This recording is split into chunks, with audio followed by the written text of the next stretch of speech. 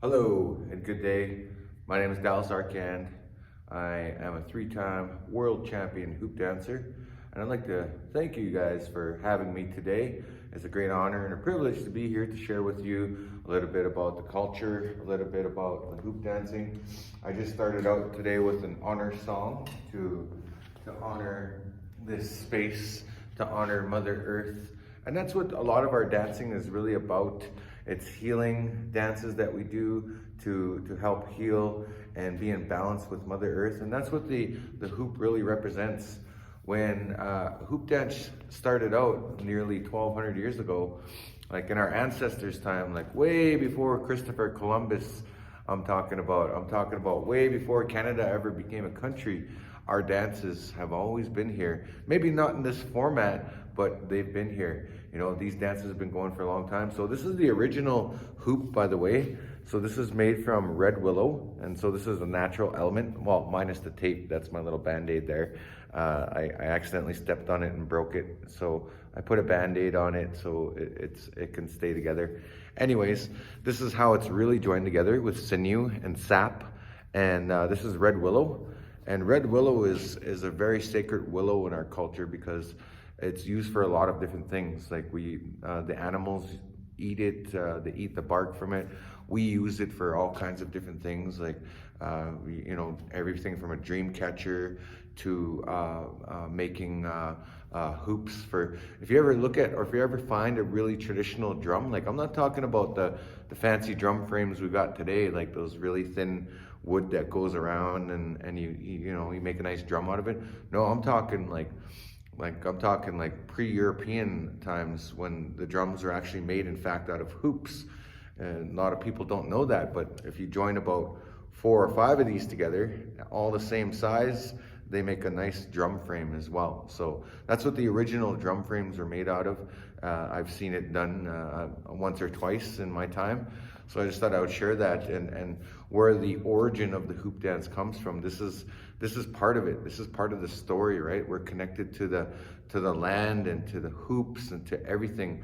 So this first dance that I'm going to do for you is it's all about connecting to the dance and to the spirit of the dance. So I'm just going to demonstrate really quick with one hoop just to show you what the hoop dance is really about. Like when I dance into grand entries or intertribals, I always carry my one hoop, right, to connect with the dance circle, with the spirit of the dance, with the spirit of that energy, that continuous flowing energy, just like a river, right? When it flows through the earth, right? It's called the lifeblood of Mother Earth, right? So that's kind of what we're doing when we're dancing, as dancers dance in the circle, at powwows, at ceremonies, at everything like that. That's what we do. So anyways, I just thought I would share a little bit of that with you. So I'm going to dance now the first dance with just one hoop, just a really quick demonstration for you guys really quickly how hoop dancing is.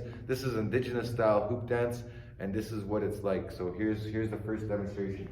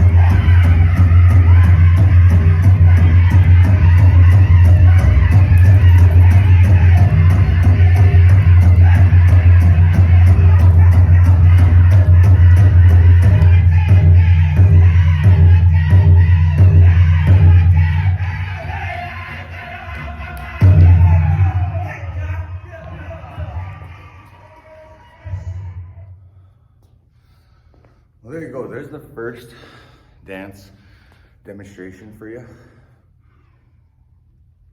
And I just wanted to kind of do the warm-up. For us, it's kind of like a warm-up dance and hoop dance. A lot of times when hoop dancers dance into the circle, whether it's at a powwow or a traditional gathering, we always bring it in with one hoop, right? The only time we use a lot of hoops, like what you're about to see, is when we're about to perform or share our hoop dance story. Now, this hoop dance story and all of our dances are always connected to our culture and the story. So in Cree, I'll introduce my traditional name. Ni sigason nimito pasqua mostos napio. So in Cree, I just said, my name is the Dancing Buffalo Man. So that's why on my outfit, I have these buffalo imagery, right? Like I have a buffalo on the back of my outfit. I have it on my beaded belt right here. This is fully beaded. And on my side drops, there's buffalo symbols.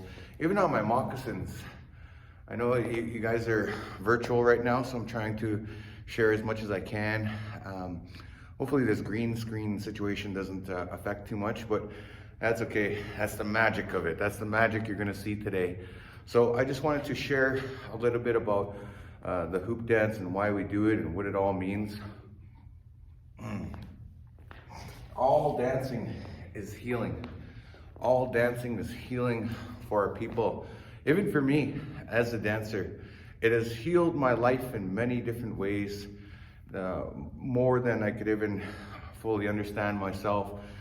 And I am grateful for all the beautiful things that have been gifted to me as a hoop dancer. This has truly been a gift of life, and I'm grateful for it. It's given me a life. It's given me a lot of opportunities to travel. It's given me good health. It's given me good vibes, and you know, it's given me many opportunities to travel around the world, and that's what I love about hoop dancing. And when I first started out, I didn't really know much. So anyways, for this next dance that you're gonna see, I'm gonna dance with 20 hoops. Now this one is can be very complicated for the most part, but with 20 hoops, that's what I started out dancing with. Well, I only learned 5 in the beginning, but then I branched out from there.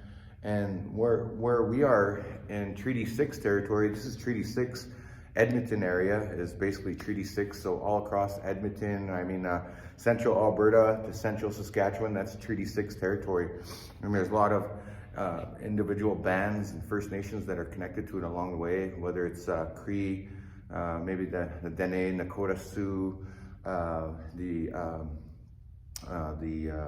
Assiniboine, I imagine. I don't quite know the Saskatchewan side so well, but I know that we're all kind of connected in one way or another with Treaty 6. It was signed in 1876. So way before Alberta even became a province, this treaty has been in existence amongst my nation. I come from the Alexander First Nation. Alexander is just a little outside of the city here. It's about a half-an-hour drive. And it's my community. I have a lot of family there. I have a lot of history there. We have an annual powwow there as well. So I just wanted to share that with you guys today in respect of you know, my culture and where we come from and all that. I wanted to share a little bit of the history of that. Now with these 20 hoops, even the way I set up my hoops is there's meaning to it. There's purpose to it, right? There's all kinds of connections right there. There's all kinds of teachings right there. That's the medicine wheel over there, right? That's the 4 directions. Each hoop is pointing in each direction, right? So the 4 directions, and the one in the center is the one for the balance, right? It's representing for the balance, the circle, right? The hoop, it's representing for that. And then these hoops right here, right in front of the 4, that's the rest of the hoops. So that would be, you know, 15 hoops sitting there. But they all are coordinated and such, and they're set up even in a floral pattern. So I have this 4 pattern. 4 is a very important number in our culture because 4 represents for the 4 directions, represents for the 4 parts of the medicine wheel, represents for the 4 seasons.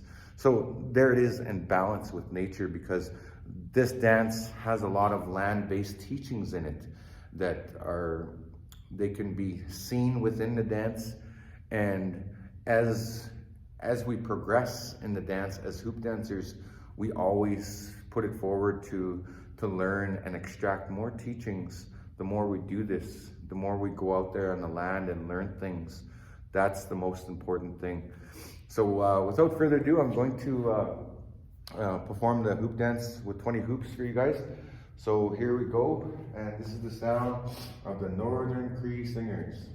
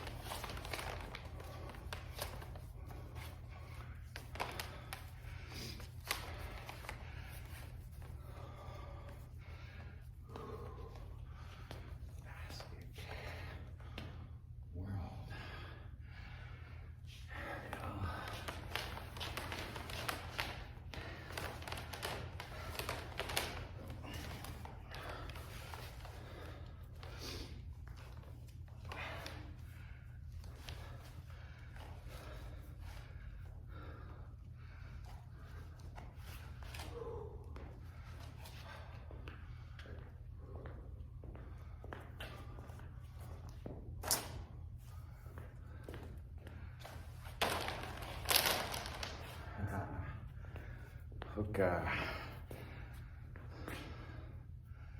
the egg is in the eagle's nest. Some would say that it kind of looks like a nest, a basket. But yeah, it's an old story.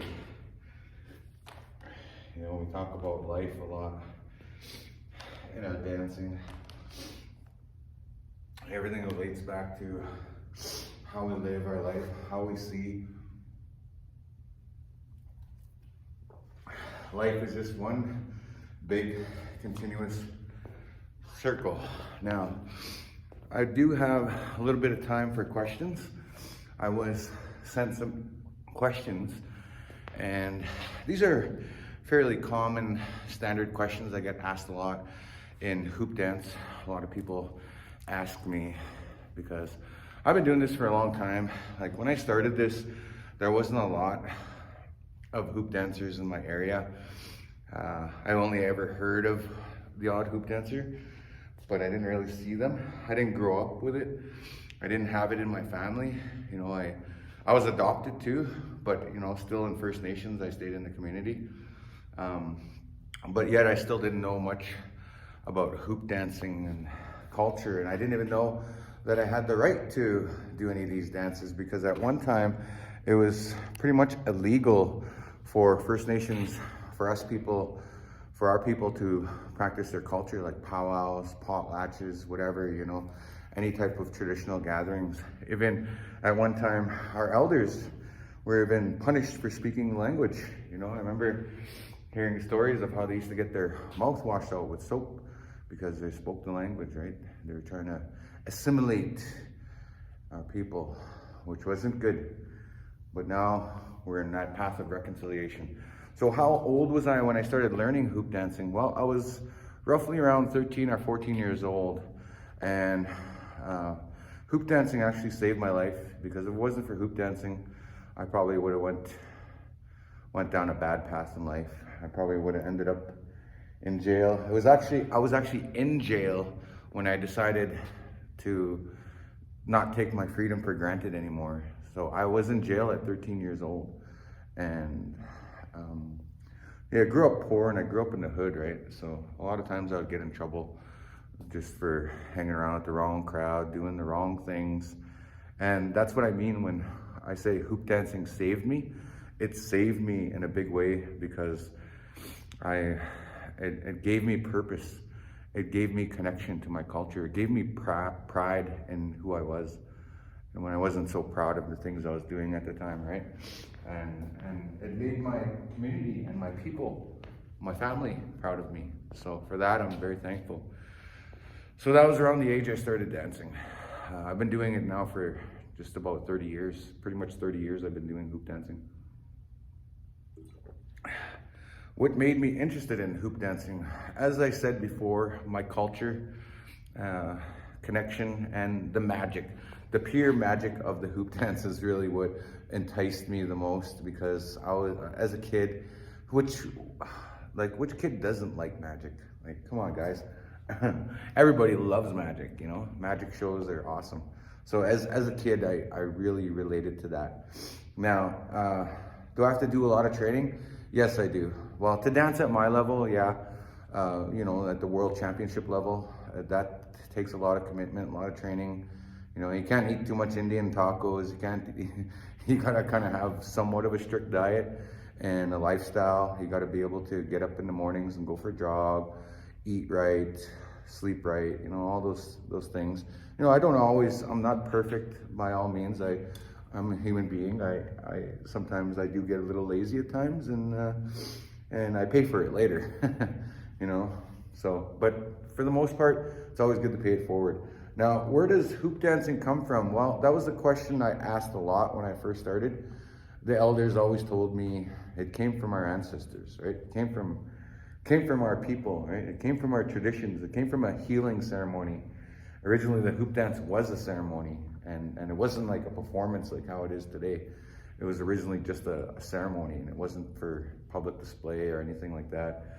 And they say, like, if you really want to know, like, a lot of people say it came from Taos Pueblo, it was born in there, and Tony Whitecloud was one of the ones that made it famous.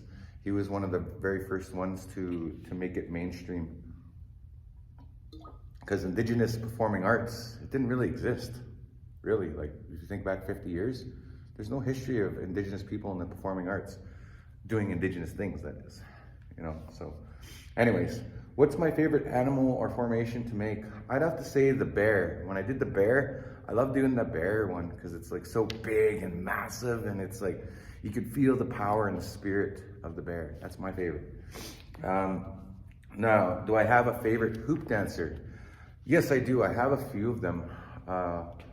Unfortunately, in 2020, we lost a good friend and a brother, fellow hoop dancer, Dakota Lawrence. He was one of my all-time favorites. You know, him and I went head-to-head for years. You know, he was like a little brother to me, and you know, I just loved the dude. He was such an amazing hoop dancer. But his teacher, who he used to call his master, like if he was still around, he'd be still saying, "My master, Derek Davis." Derek Suwama Davis is the greatest of all time in my books, because he's won 8 hoop dance championships, like way more than me, man. But he's from down there, so he kind of has the advantage. But I like the dude because he keeps it real. His outfit is authentically made by the people in the Hopi village, right down in the Mesa there. And he dances with wooden hoops, and he only uses 5 hoops, and this guy's like super amazing. But I have a lot of favorites too. I do like Patrick Willey's style. I like James Jones is from our area. You guys might know him as Notorious Crease, a friend of mine. I really like what he's come up with. He came from, the same place as me, Edmonton. So, if you grew up in Edmonton, you'd know it's kind of rough here for natives at times, and it's just like Winnipeg. Winnipeg and Edmonton are kind of the same. But anyways, so that's my answers to my question, and that's my presentation for today. So thank you so much for having me. It's been a great honor and a privilege. And if you want to learn more, follow me on TikTok. I'm Celtic Cree on TikTok, and on Instagram, Celtic_Cree, or else go to Facebook, Dallas Arcand Hoops. Thank you. Have a good day.